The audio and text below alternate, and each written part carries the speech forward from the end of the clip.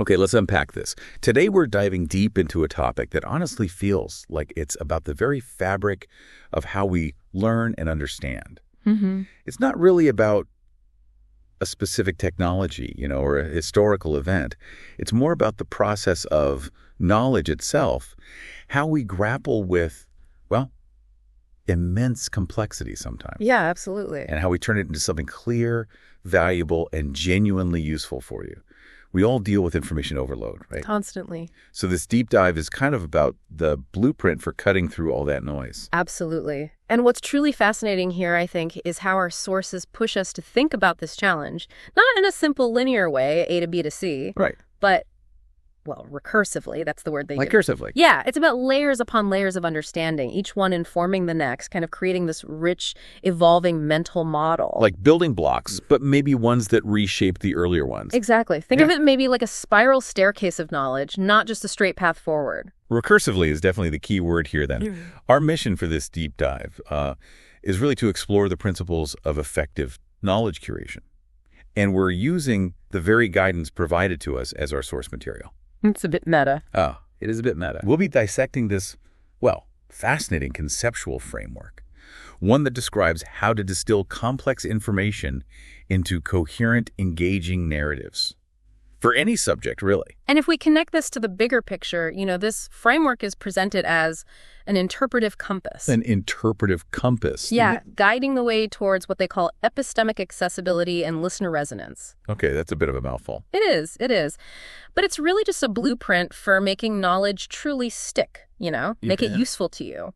And you'll see how these ideas, things like thematic segmentation, narrative scaffolds, and dynamic interpretive translation, they all interlock to actually achieve that goal. Right. So what does this all mean for you, the listener, hungry for insights? Yeah, what's the practical takeaway? Well, it means we're going to try and show you how to approach complex information in a way that builds a deep, resilient understanding.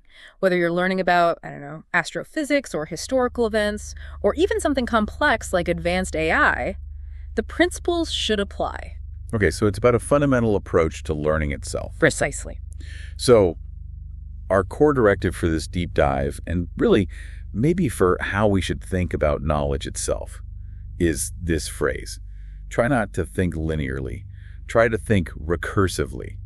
That's quite a powerful idea, isn't it? It really is. It implies that understanding isn't just a straight line from A to B. No. It's more of a process, a cycle of constantly revisiting, refining, building upon itself. Yeah, a dynamic process rather than something static. Right. So when we tackle a stack of sources like we do for these deep dives, it's not just about reading them once, ticking a box. Definitely not. It's about interacting with them, maybe extracting some initial insights, and then re-examining those insights in light of new connections you make or additional layers of information you find later. That's the recursive part, the feedback loop. Exactly. It's not just a study method. It feels like a way of thinking that allows for, well, deeper comprehension. Indeed. And this raises a really important question, I think. What does recursively truly mean in this context, in information curation, in learning? Right. How does it work in practice? It's about recognizing those feedback loops you mentioned, where the outcome of one process becomes an input for another, so you're continually refining your understanding. Okay, can you give an example? Sure. Think of it like mapping a new city you've just moved to. Right. Your first pass, you might just learn the major roads, the main arteries. Right, how to get to work, the grocery store. Exactly. Then you go back, maybe on the weekend, and you start looking for the smaller streets, the local landmarks, maybe some hidden pathways or parks. Each new piece of information doesn't just add to the map, it actually changes how you understand the existing roads. Ah, I see. How they connect, what the overall traffic flow is like, maybe shortcuts you didn't see before. Right, so the new info loops back and changes the old info's meaning. Precisely. Our sources emphasize it's a multi-layered approach to grasping complex materials. Each layer of insight builds on, but also informs, a deeper understanding of the previous layers. So it prevents just surface-level understanding. That's the idea. Yeah. It helps you truly internalize the material. Like, say you're trying to understand a new scientific theory. Okay. First, you might grasp the core hypothesis, just the basic idea. Then you maybe delve into the experimental evidence supporting it. Right. Which deepens your understanding of that initial hypothesis, makes it more concrete. But then maybe you explore the limitations, the criticisms, the open questions, which might lead you to revisit that initial hypothesis with a more critical eye, maybe refine your understanding of it. So it's a continuous loop of refinement. Back and forth. Exactly. That's the recursive thinking in action. That's a great analogy with the city map. Yeah. It makes sense. It's almost like a fractal pattern, you know? Interesting comparison. How so? Well, where the same basic pattern of exploration and connection repeats at different scales. You zoom in, you see more intricate details that were kind of hidden at the broader view, but they follow the same connection principles. I like that. Yeah, that fits. So when we apply this to a stack of sources for a deep dive like this one, it means we don't just read them once and summarize. That would be linear. Right. Instead, we interact with them, pull out insights, but then we re-examine those insights in light of new connections we make, maybe across different sources, creating a richer, more layered understanding. Yes, that's the goal. For example, imagine you're researching a historical event, and you have conflicting accounts from different historians. Okay, happens all the time. Recursively, you wouldn't just read one historian's view and stop. No. You'd read several, you'd note the discrepancies, maybe the contradictions. Then you might go back to the primary sources, if possible, to see what they actually say. Trying to find the ground truth or closer to it. Exactly. And then, armed with that, you'd reevaluate the historian's interpretations, maybe understanding their biases better. So each pass refines your understanding not just of the event, but also of the sources about the event. Precisely. Yeah. You might initially just grasp the what happened, then recursively move to the how it happened, and finally maybe tackle the why. But you might realize that understanding the why actually informs or changes your understanding of the what in surprising ways. Yes, that feedback loop again. This constant looping between different levels of understanding different sources makes the knowledge feel far more robust, more adaptable, less brittle. I think that's a really key benefit. Robustness. So, moving on, the framework we're discussing actually conceptualizes itself as a curation engine. A curation engine, okay, like a machine for understanding. Sort of, yeah. It's designed, in its own words, to distill complex materials into coherent, layered audio narratives. The key word there is distill. This isn't just about summarizing, it's an active transformation. Transformation, how so? It's about taking raw information, which is often dense, sometimes contradictory, maybe disorganized, and making it digestible and, crucially, actionable for you, the listener. Okay. Think of it less like a simple filter, just catching the big chunks, right, and more like a sophisticated refinery, taking crude oil and turning it into various useful products, gasoline, plastics, whatever, each with a specific purpose. Okay, so the raw material is complex, but the output is clear and targeted. Exactly. That's the idea behind the curation engine. Right, and it's about pulling out the most important nuggets of knowledge or insight for you. That phrase stood out to me. Nuggets. So this curation engine, it isn't just passive, like you said. Yeah. It actively, what was the phrase?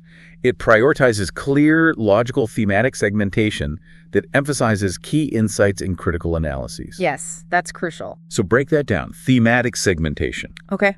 It means we're not just listing facts in the order we found them, or maybe chronologically if it's history. Right.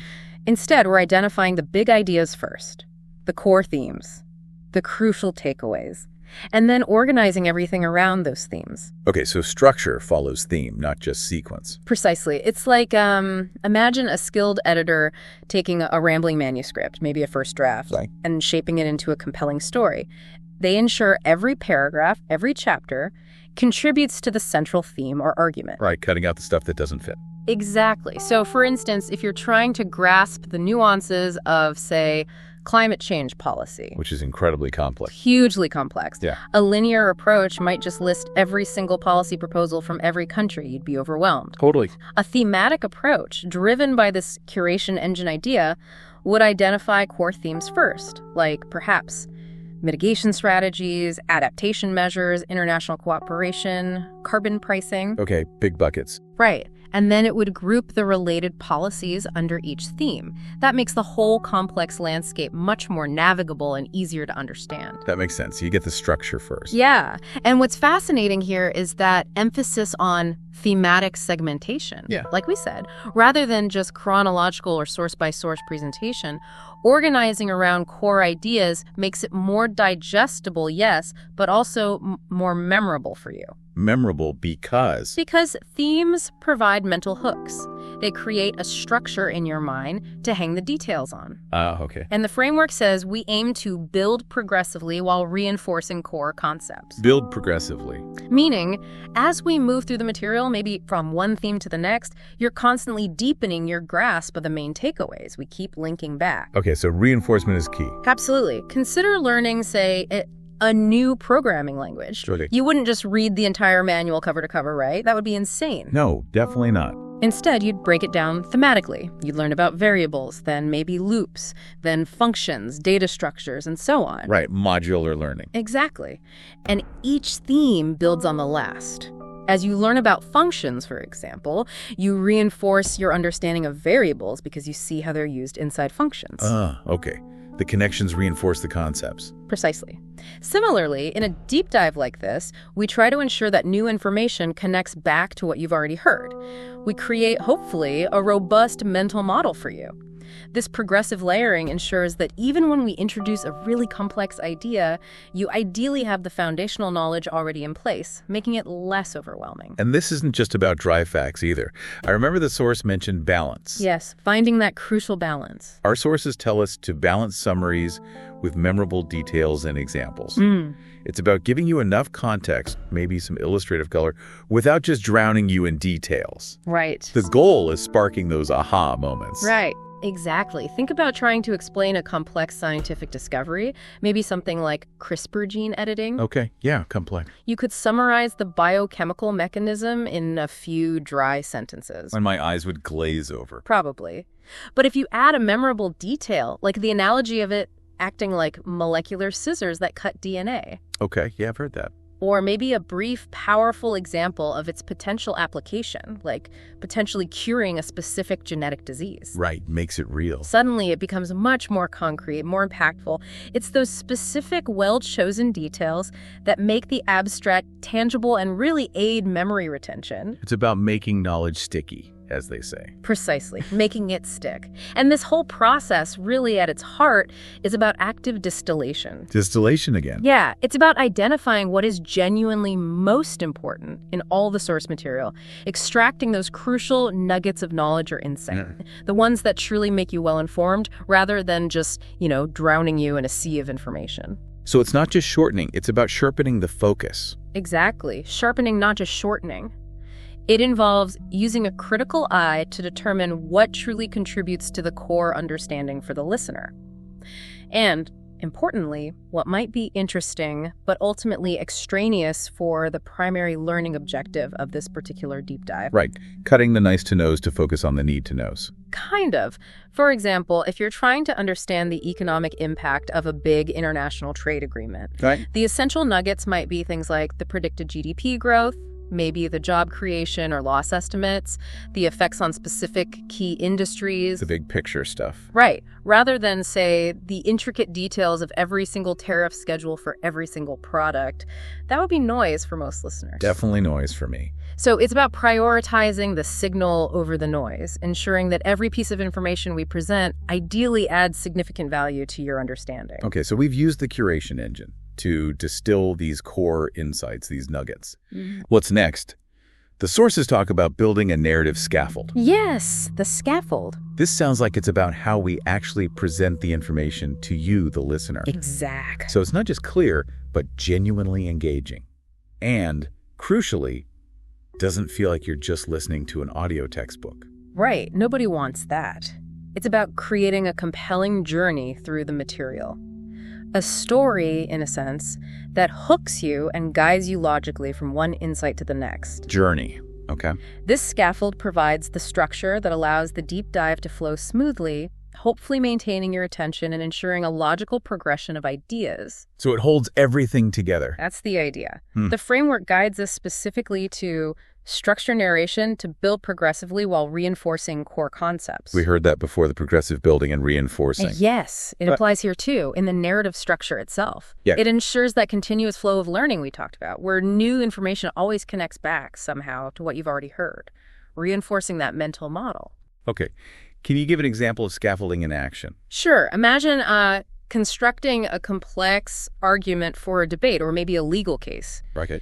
You don't just throw out all your facts and evidence randomly. Right. That would be chaos. Right. You build your case step by step. You start with foundational premises, maybe definitions. Then you add supporting evidence. Then, perhaps, you address potential counterarguments. Logical sequence. Exactly. Each step strengthens the overall structure of your argument. It scaffolds the conclusion. In a deep dive, this means carefully ordering the segments or themes, making sure each one sets the stage effectively for the next one. And also, finding opportunities to reiterate key ideas, maybe in new contexts, to reinforce your understanding as you go. So like when discussing something complex, like, say, global supply chains. Okay, another great example of complexity. We might first just establish the basic definition. What is a supply chain? Foundational premise, yep. Then maybe introduce a key concept like just-in-time delivery. Build on the foundation. Then discuss the vulnerabilities exposed by recent events. Adding complexity and context. And finally, maybe explore resilience strategies companies are adopting. Right, moving towards solutions or implications. Each stage builds logically upon the previous one, creating a comprehensive picture. Okay, that makes sense. But here's where it gets, well, the source itself says, really interesting. Ah, the tension. Yes. Our sources actually acknowledge an inherent tension in this whole process, they say. Strict segmentation and prioritization may both enhance and fragment narrative coherence. Yes. That's a crucial point. It's a delicate dance, isn't it? It really is. On one hand, breaking information into these nice, digestible thematic chunks, these modules, is fantastic for clarity. It makes complex stuff easier to absorb. Module A, then Module B. Simple. Right, helps manage cognitive load. But if those modules aren't linked together seamlessly, the overall story, the narrative flow, can feel disjointed, fragmented. What? Yeah, you lose the thread. Exactly, like watching a TV show maybe, where individual scenes are brilliant, really well acted, well written, but the transitions between them are jarring, or the overall plot just doesn't quite hang together. Right. You get great individual moments, maybe, but the overarching narrative feels weak or confusing. That's the challenge here, right? Yeah. Balancing clarity from segmentation with the flow of the story. Indeed. And it raises that important question the framework poses. How do we balance modular structure with narrative flow? Yeah. And relatedly, how do we adjust to listener preferences where feasible? Because different people might prefer slightly different things. Right. Some might like the clear breaks, others want smooth flow. Exactly. So it means we need to design the structure carefully. We need to ensure each segment, each theme makes sense on its own. So you can pause or rewind, or maybe just focus on one specific part if you wish. That's the modular access. But at the same time, each segment needs to transition smoothly into the next one. We need those connecting threads to maintain a cohesive story throughout the entire deep dive. So, designing for both. Yes, designing for both fluid narrative and modular access, so you, the listener, can engage with the material in a way that best suits your learning style, your preferences, your current needs. Can you give an example of that balance? Let's take maybe the multifaceted aspects of urban development, another complex area. Okay.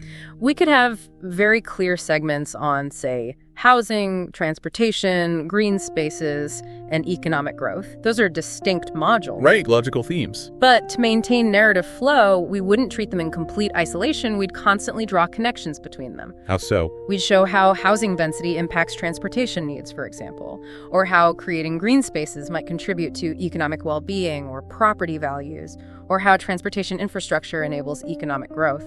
So the links between the modules create the flow. Exactly. They weave the modules together into a coherent picture of the city as a dynamic, interconnected system. So whether you're listening intently from start to finish, following that flow, or you're just dipping into the specific section on transportation because that's what interests you, Right. you still gain a full and connected understanding, ideally. That's the goal. Balancing structure and flow, modularity and coherence. It's definitely one of the trickier parts of this whole process. Okay, so we have the curation engine for distilling insights Yeah. and the narrative scaffold for structuring them. Now, Our sources describe this whole framework, or maybe the guiding principle behind it, as an interpretive compass. The compass. Guiding us toward, Yeah. let me get this right, epistemic accessibility and listener resonance. Yes. Big words again. Big words, but basically meaning making sure the knowledge is understandable and actually connects with you, the listener. Right. Exactly. This is where we really consider the nuances of language, the appropriate depth of explanation we should go into, and crucially, the practical application or relevance of the knowledge. So it's about translating complex concepts into something genuinely understandable and impactful for you. Yes. It's not enough for us as curators to understand it. You need to understand it too, and ideally see why it matters. Right. So how does this compass guide us? What are its directions? Well, for instance, one key direction is to use accessible language tailored to informed but non-expert listeners, balancing precision with clarity. Okay. Informed but non-expert.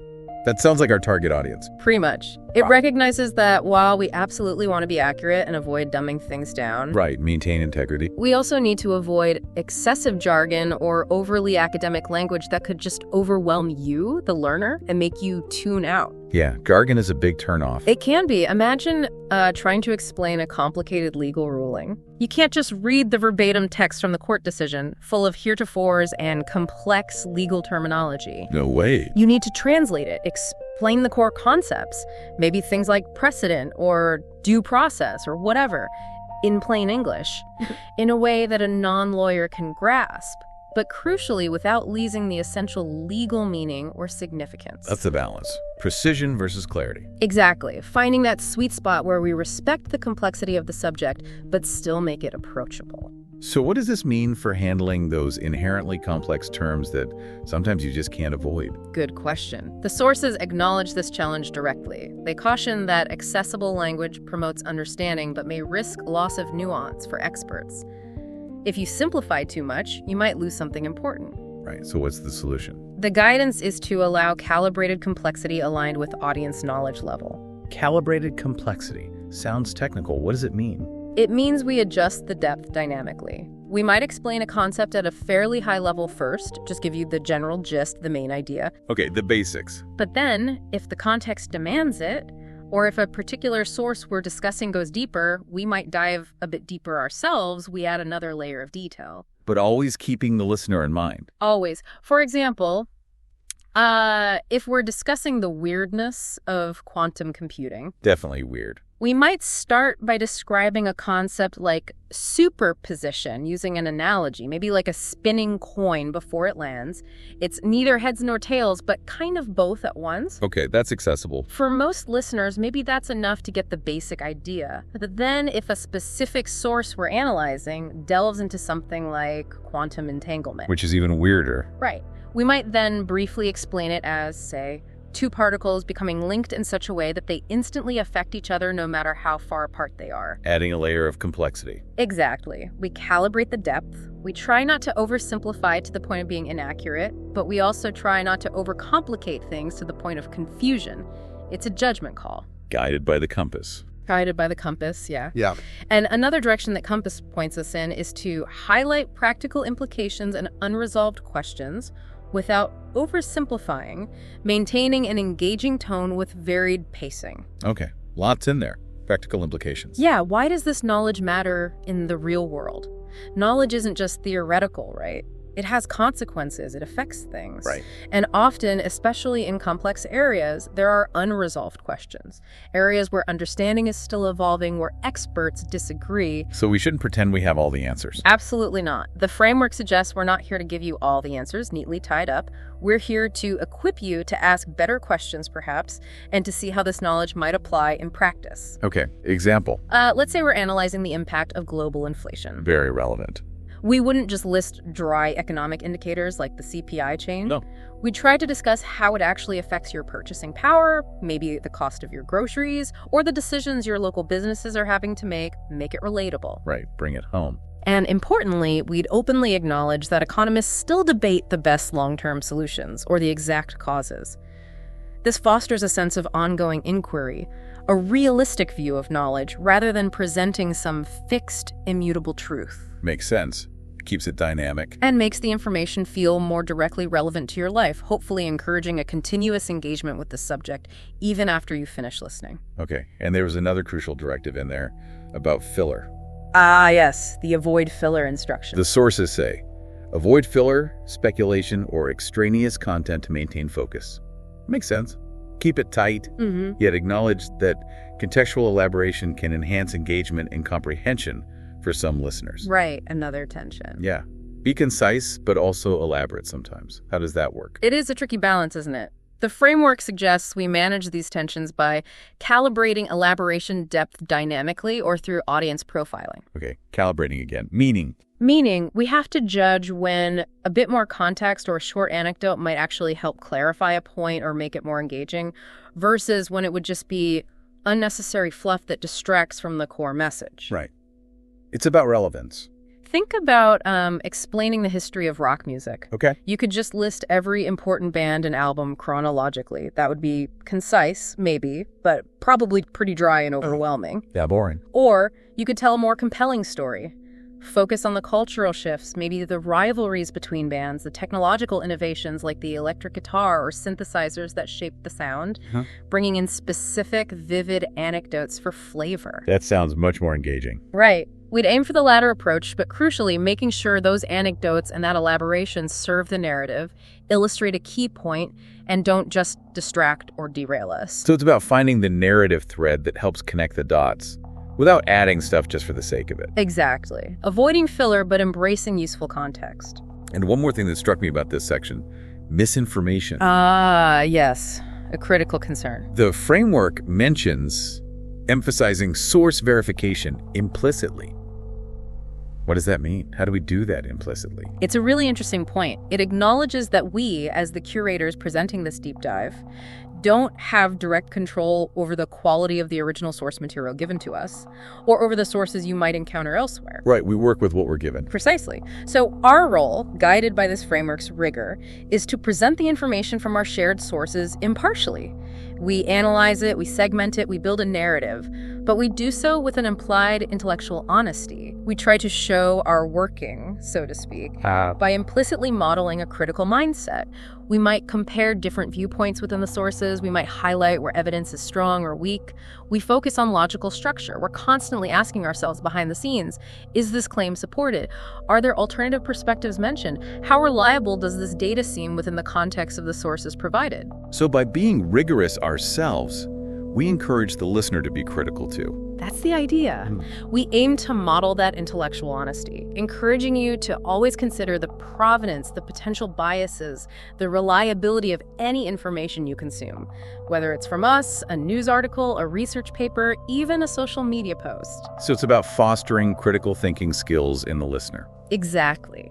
It helps you build resilience against the spread of inaccurate information, equipping you, hopefully, to better discern trustworthy insights from misleading claims or outright misinformation. It's an implicit safeguard.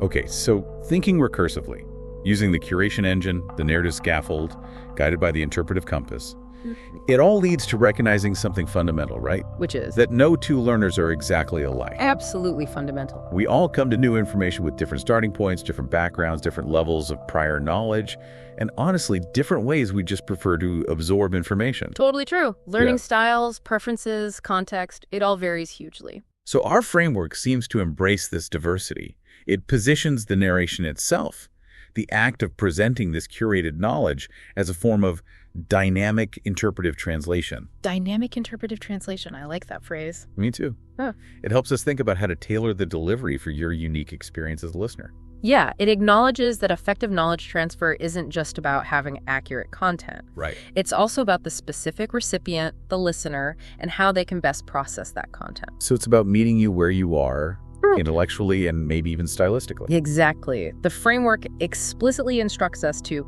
embed awareness of listener diversity and AI interpretive limits. We'll come back to the AI part.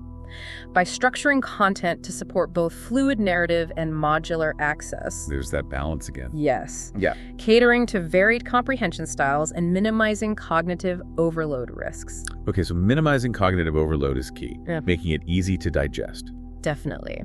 It means this deep dive ideally, isn't a rigid, one-size-fits-all lecture. It's designed with your cognitive comfort, your ease of understanding in mind. So how does supporting both fluid narrative and modular access help with diverse listeners? Well, we understand some listeners might just want to hit play and listen straight through. They enjoy absorbing the narrative flow, like listening to a captivating story or a well-structured argument. They like the journey from beginning to end. Right, the lean-back experience. Exactly. But others might prefer a more active, lean-forward approach. They might want to pause frequently, maybe rewind to rehear a complex point, or even jump directly to specific modules or sections for deeper understanding, treating it almost like a reference library they can query. Okay, like looking up just one topic. Right. So we aim to facilitate both modes. We design the content so it works well sequentially as a continuous narrative, but also allows for that targeted re-engagement with specific parts. For example? Maybe in a historical analysis, we might segment it into distinct periods or key themes, like we discussed. This allows a listener who's really interested in, say, the impact of the Industrial Revolution on society to easily revisit just that section without having to re-listen to the entire overview of the 19th century. Got it. So the structure supports different listening strategies. Precisely. It acknowledges that some of you might prefer that straight-through narrative, while others want to pause, rewind, re-listen to specific modules. We want to support both because ultimately the goal is your comprehension, however you achieve it best. It reminds me of using complex software. How so? Some users want to follow a step-by-step tutorial from start to finish the first time they use it. The guided path. Others just want to jump straight to the help section for the specific feature they need right now. Right, the direct access. So our knowledge software, this deep dive, aims to support both types of users, making the information accessible regardless of their preferred navigation method. That's a great analogy, yes. Now, you mentioned AI interpretive limits were part of that instruction. How does acknowledging the limits of AI, or maybe any curation tool, play into this adaptability? That's a really important, subtle point in the framework, I think. It means recognizing that any curation engine or narrative scaffold, whether it's an actual AI system processing information or even just this conceptual framework guiding human curators like us, is fundamentally a tool. It has limitations. Okay. So we, as your human guides in this process, are consciously mediating. We're bridging the gap between the inherent complexity of the knowledge and the sources and the clarity needed for effective communication. So the human element is still crucial for interpretation. Absolutely. We need to ensure the essence of the material, the nuance, the significance, is conveyed faithfully and responsibly. It acknowledges that while AI might be fantastic at processing vast amounts of data, identifying patterns, maybe even summarizing, human insight is still critical for that deeper, nuanced interpretation, for understanding what truly matters to a human listener in a specific context, for knowing when an analogy works, or when to elaborate, or when to simplify. So it's about combining the strengths, the efficiency of systematic processing, with the empathy and judgment of human understanding. Beautifully put, yes. That's the dynamic interpretive translation in action. So ultimately, it's about delivering, what was the final phrase? Adaptable, scaffolded knowledge, delivery sensitive to diverse cognitive styles, and situated understanding. It really underscores that it's not just what we say, but how we structure it, how we frame it, how we empower you to interact with that knowledge and make it your own. Exactly. It requires a deliberate design ethos, one where the clarity and usability for the learner are paramount right from the beginning. It's a commitment, really. It is. A commitment to ensuring the knowledge we share isn't just theoretically sound or comprehensive in its coverage of the sources, but that it's also practically digestible, relatable, and applicable for every single one of you, ideally, no matter your background or preferred learning style. Which means we constantly have to ask ourselves, is this explanation clear enough? Is this example really landing? How can we make this key point resonate more deeply for different types of listeners? Yes. It's about designing for human minds in all their diversity, not just designing for efficient information transfer. #tag outro. So what does this all mean then when we try to wrap up this deep dive into, well, the very philosophy of doing deep dives? The meta dive concludes. Right. We started by talking about thinking recursively, about those layers upon layers, feedback loops. And that seems to be exactly what this framework provides. An integrated approach. It balances pedagogical rigor, making sure the learning is effective. Yes. With a kind of ethical vigilance, considering the integrity of the information, avoiding misinformation, and also acknowledging the practical limitations, both of the tools we might use and of communicating complex ideas effectively. Well summarized. It's a holistic system, really, for turning raw information into truly internalized, usable knowledge. Yeah. And as the source material states, this integrated framework situates the prompt, or the curation process itself, within evolving educational and technological contexts. It aims, ultimately, to produce durable, effective, and audience-attuned audio overviews. Durable, effective, and audience-attuned. I like those goals. Me too. The goal is crystal clear. Ensure the knowledge we convey is genuinely valuable and enduring for you, not just in one ear and out the other. Yeah, it's about building understanding. And building knowledge not like a fragile house of cards, that could collapse the moment you question one piece, but more like a robust, flexible structure, something designed for deep comprehension, critical thinking, and practical application down the line. Like architects designing a building, maybe. With a solid foundation, a strong framework, but also adaptable interiors that can change as needs evolve. That's a nice way to put it. Our mission here, using this framework, is to make these complex topics both accessible and deeply understood, allowing you to build your own robust mental models that you can rely on. So that leads us to the final thought. Yes, the provocative takeaway. What's the ultimate provocative thought that this framework, this whole recursive way of thinking, leaves us with? Well, I think it's this. If our goal as learners, as thinkers, is to truly understand complex systems, and let's face it, most interesting things are complex systems, whether they're technological, conceptual, social, even personal challenges. Sure. And if true, deep understanding really does require thinking, recursively breaking down problems, yes. But then crucially understanding how those pieces, those solutions, feed back into and inform the larger picture, constantly refining your perspective. Then the question becomes, how might consciously adopting this recursive mindset fundamentally change the way you approach all new information in your life? Not just for a podcast, but for everything. Everything. How would it transform your ability to learn new skills, to adapt to change, maybe even to innovate and solve problems in your own field or your own life? Wow, that's something to chew on. Thinking recursively as a life skill. Exactly. What changes when learning isn't a line, but a loop?